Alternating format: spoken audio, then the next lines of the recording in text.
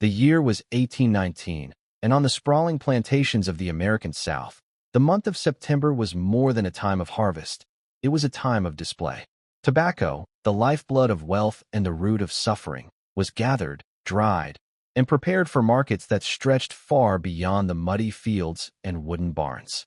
It was an empire built on fragile leaves and broken bodies, and once a year, when the season's yield was secured, the plantation elite indulged themselves in a spectacle, the Tobacco Festival. It was, to the eyes of the wealthy, a season of triumph. Lanterns hung from branches and porches, casting a warm amber glow across the long dirt roads that led to the plantation's heart. Carriages rolled in from miles away, bearing the finest silks, polished boots, and powdered wigs. Men arrived with broad smiles, brandishing cigars as if each one was a trophy of their success. Women descended from polished carriages, their gowns brushing against soil tilled by hands they would never acknowledge. From a distance, the night looked enchanted, almost like a painting. Music floated across the fields, violins, fiddles, the tapping of drums. The clinking of glasses echoed in the open air as wine and whiskey were poured freely. The tobacco barns, stacked high with drying leaves, smelled of sweet smoke, filling the lungs with both comfort and danger. For the planters, merchants, and visiting dignitaries, it was a carnival of prosperity. They believed themselves untouchable, heirs to a system ordained by tradition and reinforced by the whip. But beneath the laughter, another world was moving silently. Beyond the glow of lanterns, past the polished oak tables and the barrels of drink, the enslaved labored in shadows. They were forced to keep the festival running, tending to the fires, serving the food, hauling barrels, filling glasses, all while staying silent, invisible. Their sweat slicked the very glasses that were raised in toasts. Their labor kept the music alive. And yet, in the folds of silence, in the shadows just out of sight, resentment coiled like a snake waiting to strike. The contrast could not have been sharper. On one side, excess, laughter, dancing, the sound of wealth congratulating itself. On the other, hunger, exhaustion, eyes that watched and remembered every cruelty, every humiliation, every moment when life had been reduced to chains. For the enslaved, the festival was not celebration but insult, a cruel parade of everything they had been denied.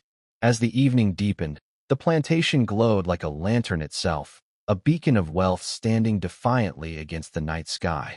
Children of the elite ran across the lawns, shouting and chasing one another with wooden swords, unaware of the darker games being played in whispers not far away. Their parents raised glasses and toasted to another year of fortune, their voices booming with pride. The tobacco crop had been rich, the barns were full, and their profits seemed limitless.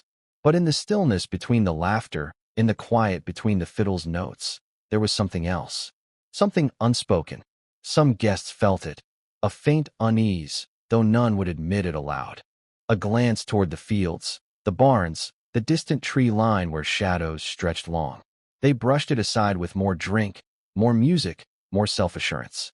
But the enslaved felt it too, and for them, it was not unease but urgency. The night was not only a celebration. It was an opportunity. There were whispers in the corners of the slave quarters, murmurs carried between tasks, words hidden in songs, messages exchanged in the briefest of glances. To those who knew how to listen, every fiddle tune played that night carried a double meaning. Every smile forced in front of the masters hid a fire that no lantern could extinguish. The festival was not only the crowning jewel of the plantation calendar, it was also the mask that concealed gathering rage. The smoke of tobacco filled the night air, thick and choking, mingling with the smoke of torches that lit the dancing grounds. It seemed harmless, festive even, but there was a symbolism no one acknowledged. Smoke hides, smoke blinds, smoke signals. And for those who lived their lives in bondage, smoke was also a memory of fire, fire that cleansed, destroyed, and gave birth to something new. The festival that began with laughter and the glow of lanterns would not end the same way. History remembers many nights of music and feasting in the South, but this night would stand apart. It was the night when shadows moved, when long-silenced voices prepared to scream, and when joy curdled into terror. For now, the wealthy drank and feasted, their voices echoing into the starless sky.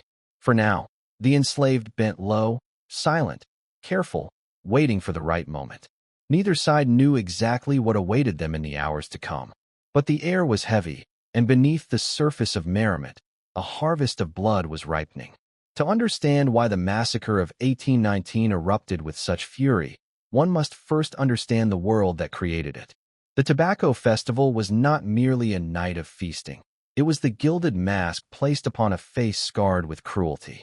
Behind the music and lanterns lay the unrelenting machinery of the plantation system, a system that demanded suffering so that others could sip their wine and light their cigars without ever dirtying their hands. The American South at this time lived and died by tobacco. It was not just a crop, it was a currency, a passport to power, the lifeblood of entire states. The global market craved it, from the parlors of London to the gambling dens of New Orleans. But the miracle of this golden leaf came at a price, and that price was exacted daily in sweat, blood, and broken bones. Every leaf hung in those barns represented hours of back-breaking labor. Fields cleared under a blazing sun, rows dug and replanted, hands blistered from cutting and hanging stalks. And every harvest came at the cost of lives worn down too soon.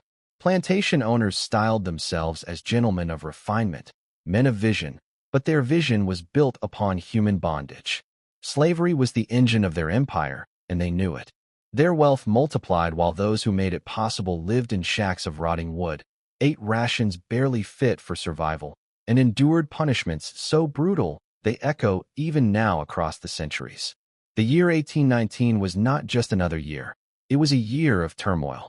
America itself was young, fragile, and fractured. That year, the nation slipped into an economic depression that historians later called the Panic of 1819. Credit collapsed, banks failed, and debts hung like a noose around many planters' necks. The wealthy feared losing their land, their crops, their standing. And when those who hold power feel it slipping away, they tighten their grip with desperation. For the enslaved, this meant harsher punishments, longer hours, and more cruelty disguised as discipline. The pressure cooker was sealing shut. Owners, terrified of revolt, clung to control through fear, yet their very cruelty only fueled the storm. The whip cracked louder. Chains grew heavier. Families were torn apart as enslaved men, women, and children were sold off to pay debts. And still, the tobacco had to be harvested, cured, and sold. No matter how dire the economy became, the burden always fell upon the enslaved, who received none of the profit but bore all of the pain. The contrast was almost unbearable. Inside the grand halls of plantation homes, masters debated politics and boasted of their wealth, sipping imported wine and smoking the very tobacco their slaves had cut. Outside, the workers hunched under a merciless sun, their backs scarred, their futures stolen. And yet, for all their suffering, they were not without hope. Hope flickered in whispers, in songs sung softly in the night, in prayers muttered around smoldering fires.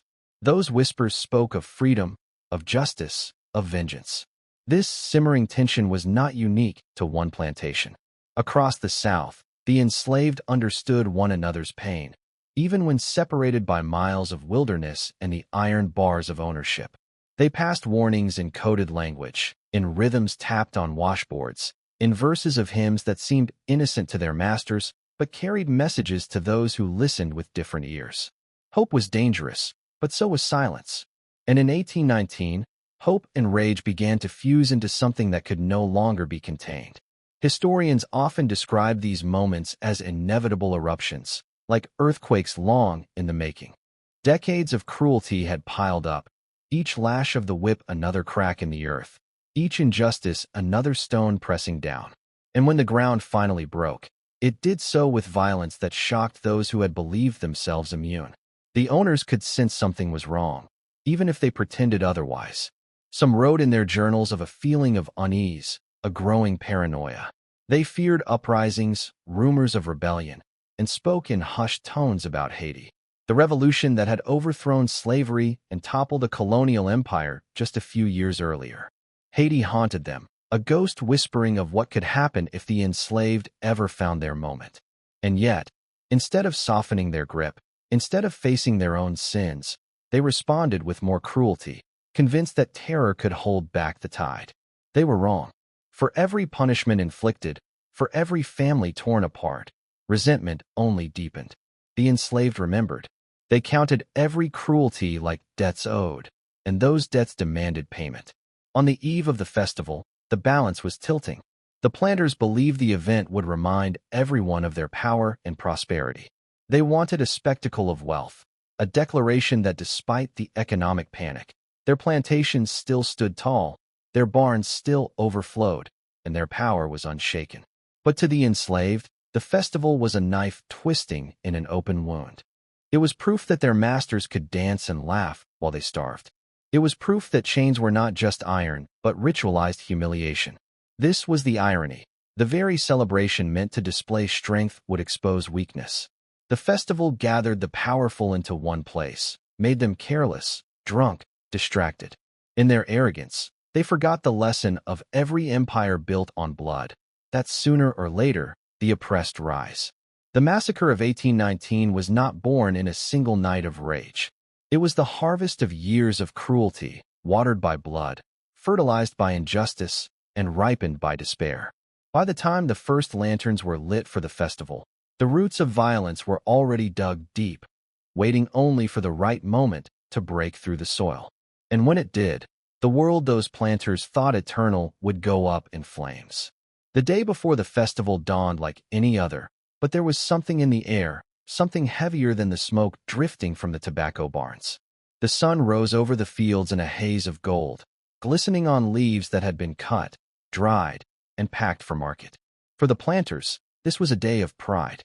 The harvest was secured, guests were arriving, and the evening would be one of celebration.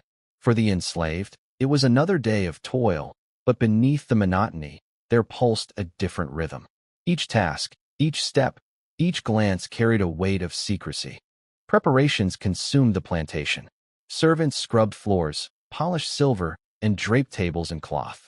Carriages rattled in, their wheels crunching on gravel, bringing merchants, neighbors, and men of status who stepped out in their best attire. Laughter carried in the air, booming and carefree, the sound of men convinced that the world was firmly in their grasp. To them, the festival was proof that they had survived another year of hardship, that even in times of economic panic, their plantations still stood as fortresses of wealth. But while one world dressed itself in finery, another spoke in whispers. In the slave quarters, where the smell of smoke and sweat hung heavy, quiet conversations unfolded in fragments. Words barely spoken aloud, looks exchanged, songs hummed with hidden meanings. Stay near the barns, one voice muttered as though commenting on chores. The firewood is stacked high. Another said, eyes flicking quickly to the door. Plans had been passed in pieces, carried not in letters or documents, but in memory, in trust, in silence. No one could be sure who knew everything, but each person knew enough. The irony of it all was striking.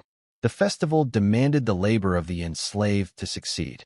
It was their hands that set the tables, their arms that hauled barrels, their backs that bent to chop wood for fires that would keep guests warm. Yet this very reliance gave them opportunity. They moved freely in spaces where lanterns burned and where voices boomed, close enough to listen, close enough to disappear into shadow when the moment called. As the sun sank low and the air cooled, the plantation began to glow with lantern light. Strings of music instruments were tuned, fiddles whined, drums thumped, and a rhythm filled the night. Guests filled the halls, their voices rising above the music, glasses clinking, laughter swelling. The tobacco barns loomed nearby, shadows against the sky, their rafters stuffed with the season's pride. No one imagined they might soon be more than storehouses of crops, that they might become kindling for something darker. There were signs, subtle but undeniable, that danger was brewing. A blade went missing from the tool shed. A master's hound, usually restless, barked at shadows near the barn and then fell silent. A young servant, when questioned, stammered and avoided his master's gaze. But the planters, already dulled by drink and pride, dismissed it all. Fear was a weakness they could not afford to admit, not on this night of triumph. Inside the slave quarters, prayers whispered into the earth. Some prayed for deliverance, others for strength, others for vengeance. No two voices were the same, but all were united in one truth. Something was coming. Mothers clutched their children close. Fathers stared into the dark with eyes that refused to blink. For some, the whispers carried dread. For others, a long-awaited hope. The contrast was chilling. On the lawns and in the great hall, lights spilled like gold, music swirled, and laughter carried far into the night. In the shadows, men and women held their breath, every sound magnified, every second stretched. The night had become a stage, with actors unaware that they were stepping into a play already written in whispers and sealed in blood. There were moments when time seemed to pause. A master raised his glass to toast another prosperous year, his face flushed with pride. In that same instant, a young boy in the shadows tightened his grip on a hidden knife. A woman in a gown spun across the dance floor, skirts whirling. At the same time, a man chained by circumstance whispered the final words of a plan that had taken years to shape. Two worlds existed side by side, one oblivious, the other waiting for the signal. The enslaved knew risk beyond imagination. If discovered, the punishment would be death, not swift death, but cruel, public, designed to terrify. They had seen it before. They had watched friends and kin hanged, whipped, burned. And yet, the whispers persisted. The weight of injustice was too heavy, and the festival too perfect an opportunity. It was not simply about revenge. It was about striking at the very heart of the system that kept them bound. The irony was sharp. The night meant to glorify the masters could become the night of their undoing. As midnight approached, the festival was in full roar. Fiddles sang, boots stomped on wooden floors, whiskey sloshed in glasses.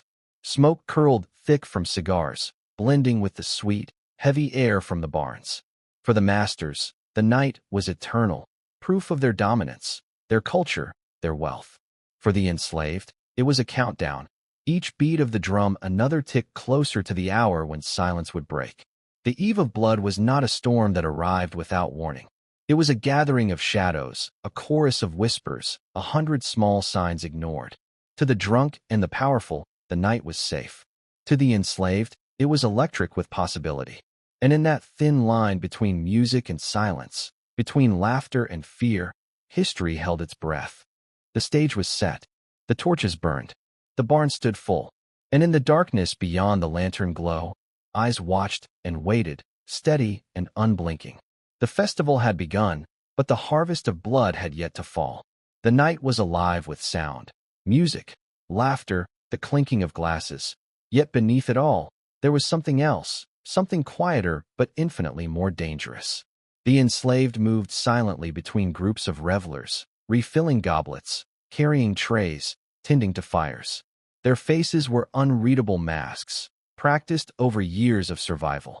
To the planters, they were invisible, extensions of the work they believed they owned. But behind the calm eyes and steady movements, a storm had already gathered. It began with smoke. Not the smoke of cigars, not the haze drifting from the torches, but a thicker, harsher smoke that curled out from the tobacco barns. At first, it was unnoticed, blending into the festive haze. A servant stoked a fire too high, someone muttered. A guest squinted into the distance but quickly dismissed it with a laugh, raising his glass once more. Yet the smoke grew darker, the glow beneath the barn doors brighter. And then, without warning, the first scream cut through the music. A barn door burst open. Fire spilled outward, licking the dry grass, roaring as it consumed the season's harvest. The night sky turned red. The festival, moments before a scene of wealth and joy, was thrown into chaos. Fiddles screeched to a halt, voices fell silent, and every head turned toward the inferno. For a single, trembling second, no one moved. Then the panic began. The enslaved were no longer silent shadows. They moved with purpose, with fury long restrained. Knives appeared from beneath aprons, axes from behind barrels, tools of labor turned into weapons of war. One planter staggered backward as the servant who had poured his wine drove a blade into his chest. Another, rushing to save his burning barn, was struck down before he reached the door. Screams multiplied, colliding with the crackle of fire and the crash of falling timbers. The festival became a battlefield in the blink of an eye. Lanterns were kicked over, spreading flames.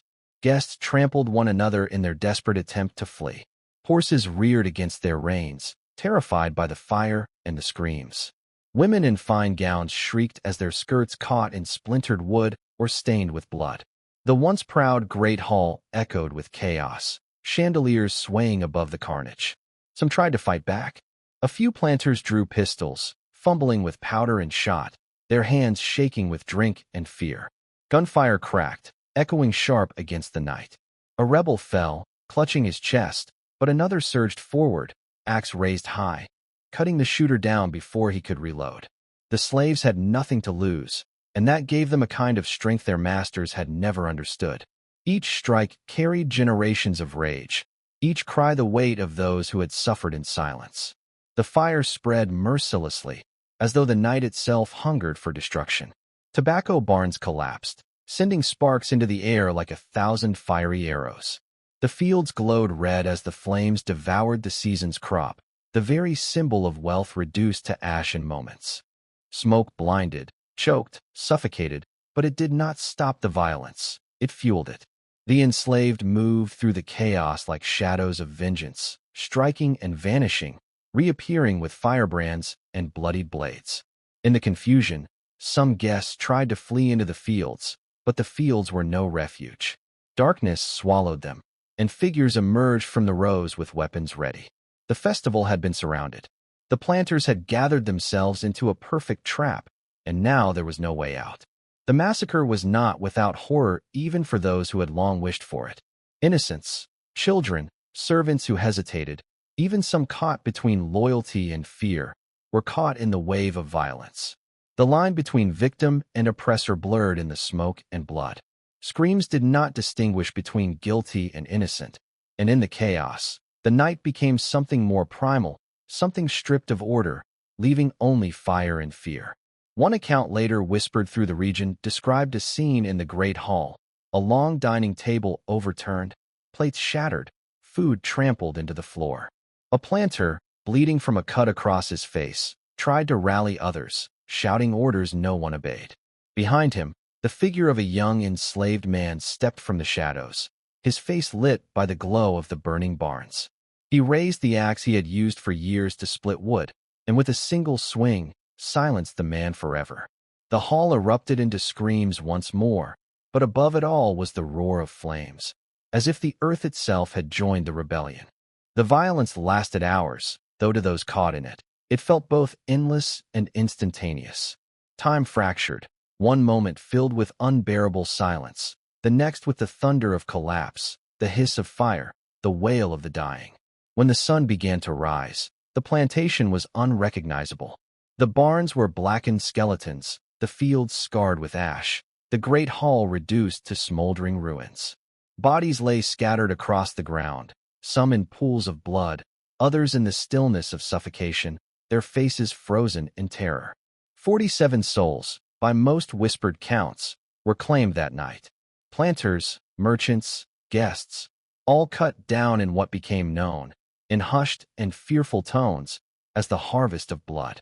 For the enslaved, it was a night of both liberation and loss. Some had struck their blows and vanished into the forests, fugitives now hunted by dawn. Others lay among the dead, martyrs to a cause that history would later bury in silence. The massacre of 1819 was not a simple act of savagery, as later newspapers would call it. It was an explosion born of years of cruelty, a storm that had been building beneath the surface until it could no longer be contained. The fire did not simply destroy barns. It consumed the illusion of invulnerability the planters had clung to. For one night, power shifted, and the festival of wealth became a graveyard of pride. And yet, as the last embers cooled and the smoke drifted into the pale sky, the questions remained. What had truly been won? What price had been paid? And how would those who survived, masters and rebels alike, face the morning after the night the world burned? Dawn broke slowly, as though even the sun hesitated to touch the ground where so much blood had been spilled. The tobacco fields that once gleamed green now lay blackened, their leaves turned to ash. The barns, once bursting with the pride of the harvest, stood as charred skeletons, smoke still curling from their broken frames. The great hall, where laughter and music had filled the air just hours earlier, was silent but for the crackle of embers and the low moans of the dying. The massacre was over, but its horror lingered. Bodies lay where they had fallen, planters sprawled across lawns, merchants trampled near the gates, women in blood-stained gowns collapsed beside toppled tables. The revelry of the night had become a graveyard. By whispered count, 47 lives had been claimed. Yet for all the carnage, the fields were not empty. Survivors crawled from hiding, their faces gray with ash, their voices hoarse with screams. Some staggered toward the river, others gathered in clusters, staring in disbelief at what had been wrought. But there was no time for mourning. By mid-morning, riders thundered down the dirt roads, summoned by survivors who had fled in the night. They came armed, militia, slave patrols, neighbors from adjoining plantations. What they found was not merely tragedy, but humiliation. The wealthy, the powerful, had been slaughtered in their own halls, cut down not by soldiers or foreign invaders, but by those they had believed weak, voiceless, chained. The massacre was an open wound to their pride, and wounds of pride demand vengeance. The reckoning began immediately. Survivors pointed fingers, naming names, accusing anyone who had vanished into the night. Patrols swept through the forests, dogs loosed on trails still warm with footprints. Those captured were dragged back in chains, their bodies broken before judgment could even be pronounced. The festival had burned, but the machinery of power remained intact, and it roared back to life with terrible fury. Executions followed swiftly. Some were hanged in the fields, their bodies left swaying as warnings to others. Others were burned alive, tied to posts as crowds gathered, their screams meant to echo far into the night. Still others were mutilated, ears cut, fingers severed, whips tearing flesh until nothing remained but broken shapes. These punishments were not merely justice in the eyes of the planters. They were theater, designed to terrify the enslaved population into submission. Every lash, every flame, every dangling corpse was a performance of control, a declaration that rebellion would be met with horror tenfold. Word of the massacre spread quickly, whispered in taverns, printed in newspapers, carried by travelers across the South. But the story that spread was not the truth. The official narrative painted the enslaved as savages, bloodthirsty beasts who had repaid kindness with slaughter. The cruelty that had provoked the violence was scrubbed from the record, replaced with tales of innocent planters struck down without reason. Fear distorted the memory, and fear guided the vengeance. In towns and cities, rumors grew wild. Some said hundreds of enslaved people had risen, that armies were gathering in the woods, that the fires of rebellion would sweep across the South. Planters slept with pistols by their beds, patrols doubled their numbers, and every movement in the quarters was watched with suspicion. It was as though the massacre had torn open a truth too long ignored, that beneath the surface of obedience lay rage, and that rage could ignite at any moment. For the enslaved who had not joined the rebellion, life became even more unbearable. Innocence was no shield. Whippings grew harsher, rations smaller, surveillance constant. Families were torn apart once more as suspected conspirators were sold off to distant states. The massacre had been a cry for freedom, but in its wake, the chains only grew heavier. And yet, despite the cruelty of the reckoning, whispers survived. Some who fled that night vanished into swamps and forests, never to be caught. Their names lived on in fragments of stories, in the fears of masters who wondered if the man vanishing into the tree line would one day return with fire in his hands. Mothers told their children hushed tales of those who had struck a blow for freedom, even as they warned them of the dangers of speaking too boldly. The massacre's immediate legacy was fear, and fear is a double-edged blade. For the planters, it bred paranoia. For the enslaved, it planted seeds. The sight of barns aflame, of masters brought low, could not be erased, no matter how many bodies were strung up as warnings. The reckoning was bloody, but it was also proof. Proof that the system was not invincible, that rebellion was possible, even if it came at a terrible cost. By the time the ashes cooled and the bodies were buried, or left unburied to rot in the sun, the plantation was a ruin. The tobacco crop was lost, the wealth destroyed, the festival's legacy forever stained. Yet the greatest loss, at least for the planters, was not the barns or the harvest. It was the illusion of control. For a single night, the enslaved had seized power, and that memory would haunt the South for decades to come. The aftermath of ashes was not just the wreckage of a single plantation. It was a reminder written in fire and blood that every whip cracked, every chain fastened, every cruelty inflicted could one day come back with fury. And as the smoke drifted into the sky, carrying with it the scent of burnt tobacco and human suffering, both master and slave understood that the world had shifted, if only by a fraction. The night had ended, but the story of its reckoning was only beginning. History is not just a record of what happened. It is also a record of what was allowed to be remembered. And in the decades after the harvest of blood, silence spread more quickly than any flame. The massacre, which had claimed 47 lives and left a plantation in ruins, was not celebrated in history books nor taught in schools. Instead, it was deliberately blurred, its details twisted, its causes erased. In the first months, newspapers did report the event, but not as it truly unfolded. Editors framed it as a tale of barbarity, of ungrateful slaves who had turned against their benevolent masters in a frenzy of bloodlust. They omitted the years of cruelty, the endless toil, the humiliations and degradations that had driven men and women to desperation. They did not print the whispered testimonies of the survivors from the quarters, nor the fragments of letters written in fear. The story was reshaped into a cautionary tale, not about the dangers of slavery, but about the dangers of freedom. Planters had their reasons for burying the truth. To admit that the enslaved were capable of organizing, of striking with such precision and ferocity, was to admit that slavery itself was unstable, that beneath every plantation's surface of obedience simmered the threat of rebellion. Such an admission would shake the foundations of the entire Southern economy. And so the massacre was framed not as a rebellion, but as madness, a sudden outburst of violence with no cause but savagery. The survivors of the planter class, too, had reputations to protect. Families who had once prided themselves on their wealth and refinement now bore the stain of humiliation, of having been overpowered in their own homes. For them, silence became survival. Some chose to never speak of it again. Others, when they did, twisted their accounts into stories of heroism, exaggerating the resistance they claimed to have shown, erasing the terror that had truly gripped them. The truth, raw and unbearable, was left to rot in silence. But silence is never complete. In the quarters, in the cabins where the enslaved whispered stories after dark, fragments of the massacre survived. Mothers told their children of the night when masters fell and the skies glowed red with fire. They spoke of those who had fled into the swamps, who had never been captured, who might still be living free in secret settlements deep in the wilderness. The story was both warning and hope, a reminder of the terrible price of rebellion, but also proof that rebellion was possible. Over time, these oral memories grew faint.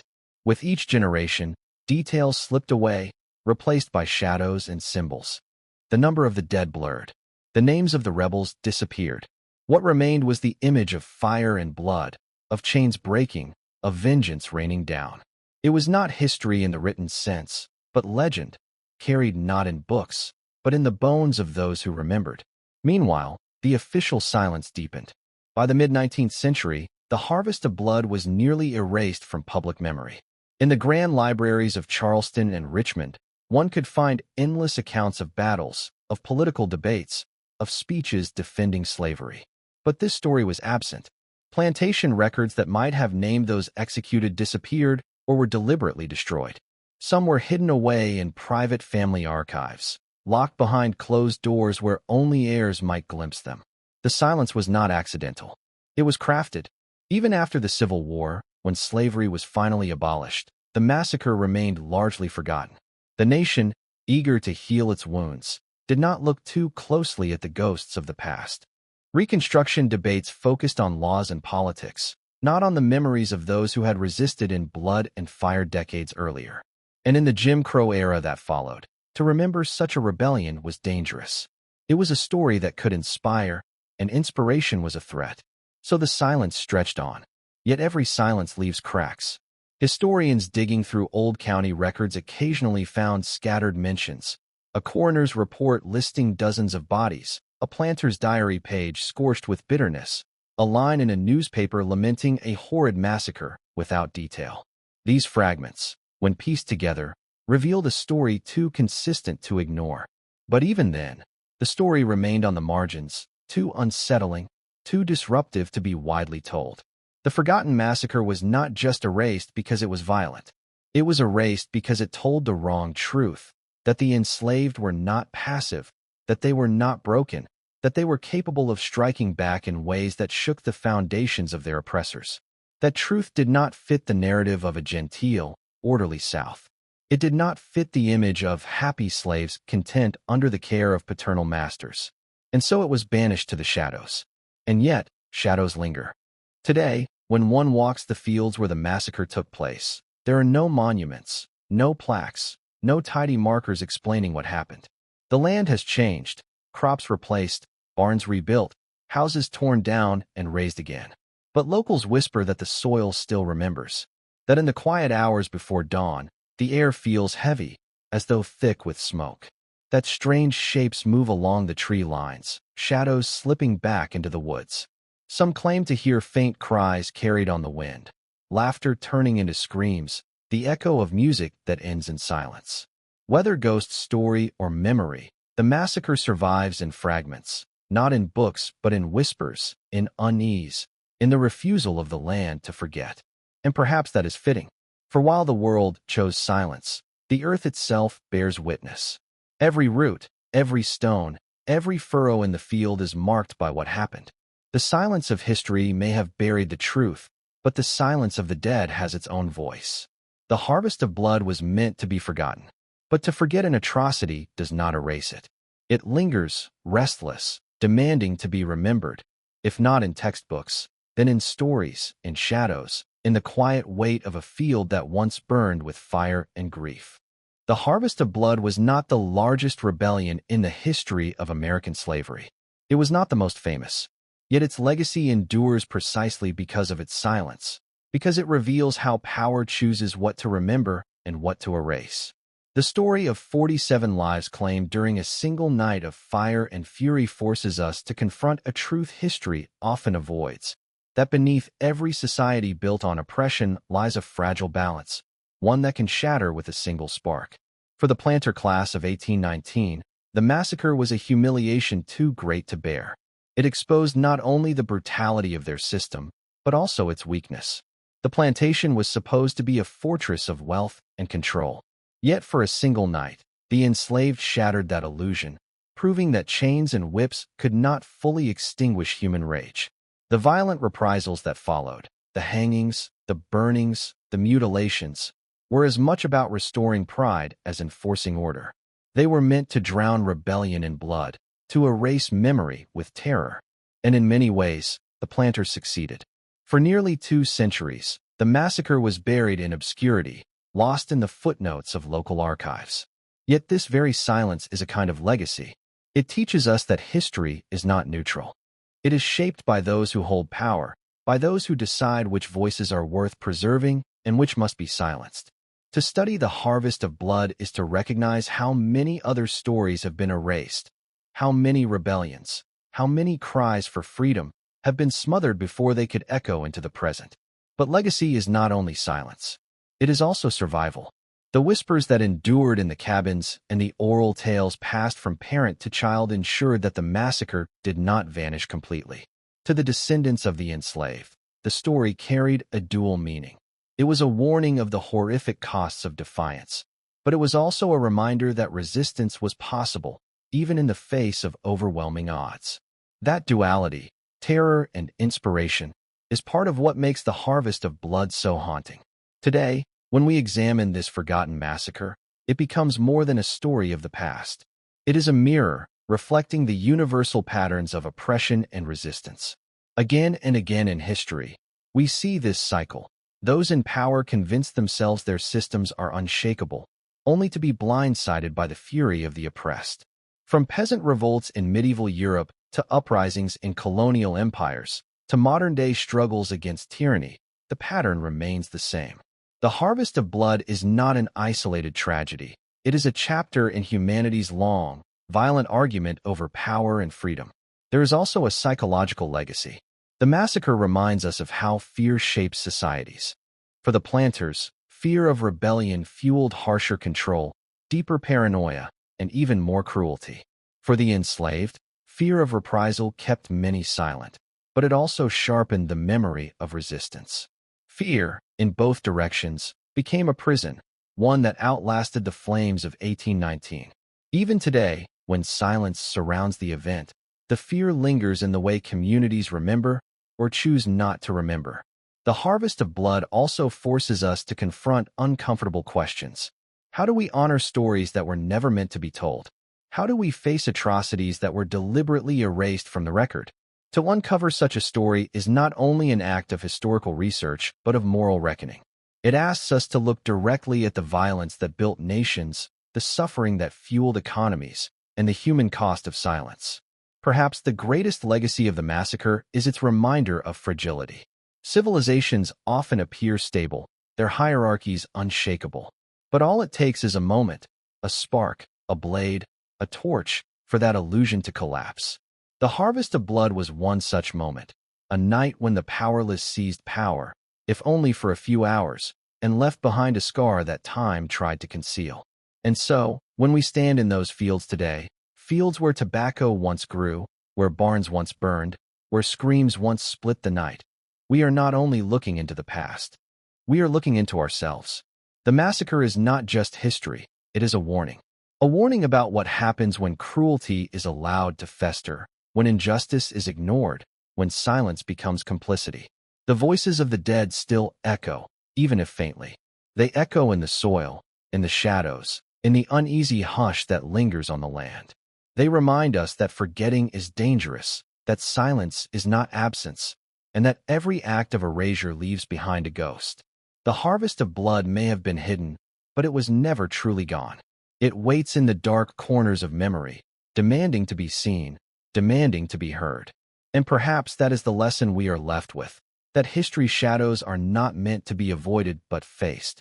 To tell the story of the harvest of blood is not only to remember the dead, but to acknowledge the living, to recognize the resilience of those who resisted, the cruelty of those who suppressed them, and the haunting fragility of every system built on human suffering. The harvest of blood is not just a forgotten massacre. It is a reminder that silence cannot bury truth forever. Truth waits, and when it rises, it demands that we listen.